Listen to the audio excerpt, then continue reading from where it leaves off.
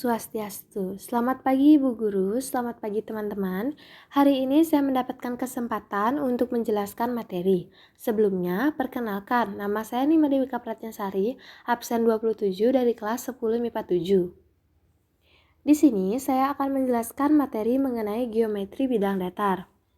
Sebelum kita mulai ke dalam materinya, simaklah peta konsep dari materi yang akan saya berikan. Di sini terdapat dua materi, yaitu A, pengertian titik, garis, dan bidang, dan aksioma garis dan bidang. Yang B, kedudukan titik terhadap garis dan titik terhadap bidang. Di akhir video, saya akan memberikan latihan soal.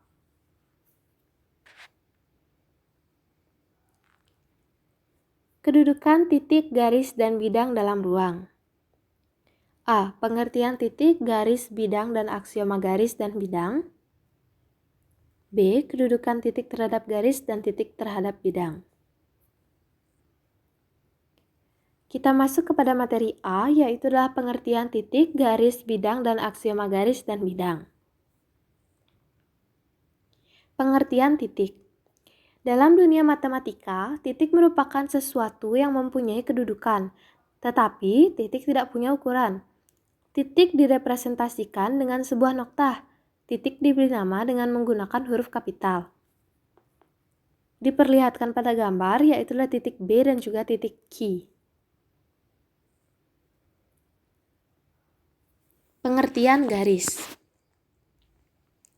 Garis adalah himpunan titik-titik yang anggotanya terdiri dari lebih dari satu buah titik.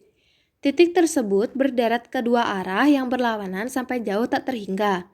Garis diberi nama dengan menggunakan huruf kecil atau dua buah huruf kapital. Diperlihatkan pada gambar, yaitu dua buah garis, yaitu garis G dan juga garis AB. Pengertian bidang.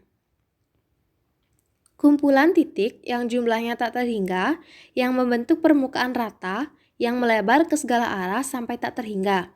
Bidang diberi nama dengan menyebutkan titik-titik sudut dari sebuah bidang tersebut atau memakai huruf.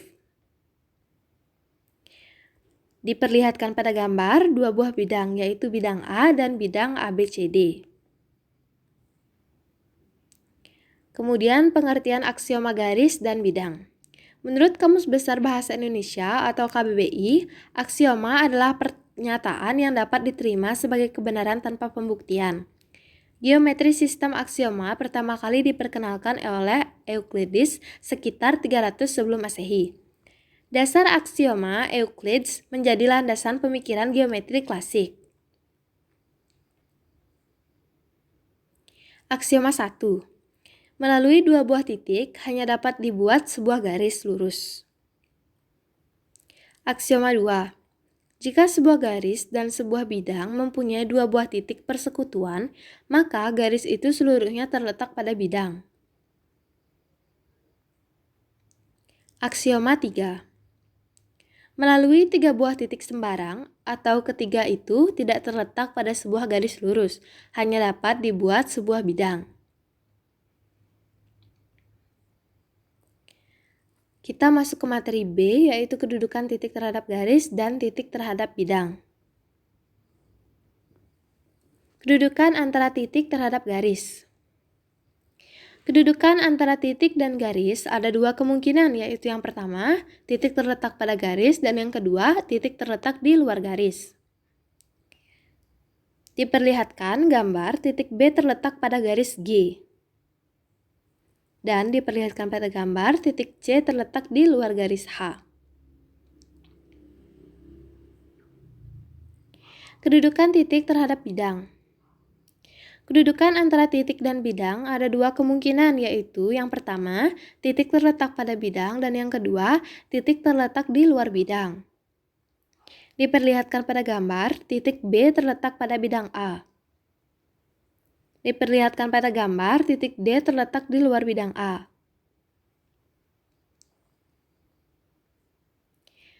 Nah, kita masuk ke dalam latihan soal. Di sini terdapat soal mengenai burung. Soal 1. Diketahui kabel listrik adalah garis dan burung adalah titik. Jika gambar di atas dibawa ke dalam materi yang baru kita pelajari tadi, maka kedudukan burung terhadap kabel adalah titik, titik, titik. Soal yang kedua, dari gambar di atas, jelaskanlah 1. Kedudukan titik C terhadap garis A, kedudukan titik D terhadap garis A.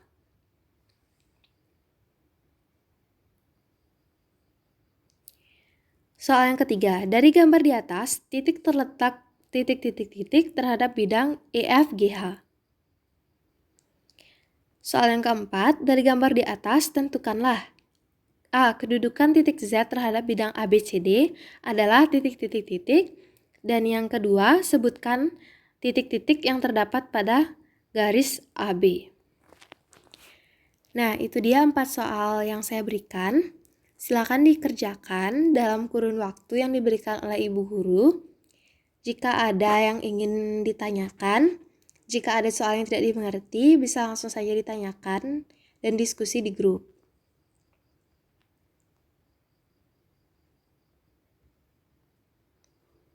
Sekian yang bisa saya sampaikan pada kesempatan kali ini. Jika ada kesalahan kata, saya mohon maaf. Saya tutup dengan Parama Santi. Om Santi Santi Santi Om. Terima kasih.